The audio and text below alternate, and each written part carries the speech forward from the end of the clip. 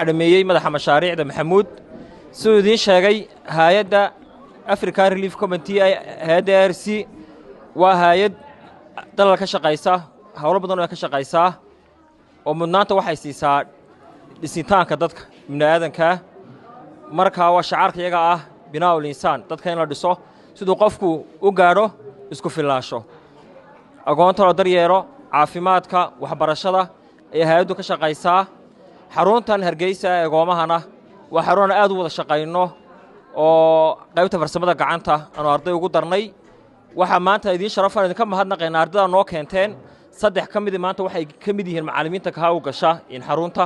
qaarna boorama loo qaatay arday dadaal badan bay haayeen hay'adda ARC hadday tahay qaybteeda agoomaha hadday tahay qaybta farsamada gacanta hadday tahay qaybta caafimaadka hadday tahay qaybta beeraha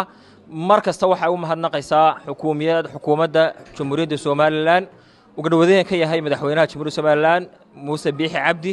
iyo wasiirada sharafta badan leh wasaaradda hoos nimaadnay wasaaradda waxbarashada dii yahay wasiirka Yaasiin Xaaji Maxamuud iyo wasiir ku-xigeenka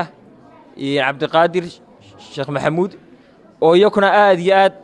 muraba noo garab taagan oo arrimaha ka wada shaqeyno iyo wasaaradda arrimaha bulshada oo iyadana aad uga wada shaqeyno xarunta darbijiifka Maxamed Mooge marka haddaan nahay hay'adda ARC waxaanu markasta u taaganay dhisitaanka bini'aadanka iyo daryeelka agoonta marka waanu dadaalaynaa waxaan la qabanaynaa waxaanu mar labaad saddexaad u mahadnaqaynaa xaruntan oo ah xarun ardayda ku dadaasha oo ka aragnay akhlaaq wanaagooda ardayda noo timaada xaruntan ugu timaada ay ka muuqato insha Allah ta'ala balankii waxa weeyaan gacmaha is qabsano wax wada qabanno insha Allah ta'ala kana mar qolmaysi tii u horeysay maanta waa maadaama wasaaraddu wasiirku waxbarashada soo jeediyeen la daryeelo agoonta insha Allah wax kasta soo helo waan dadaalnaa inuu isku xidhnaano wada shaqeyno aad iyo aad baa u mahadsantiin dhammaantiin assalaamu calaykum wa rahmatullahi wa barakaatuh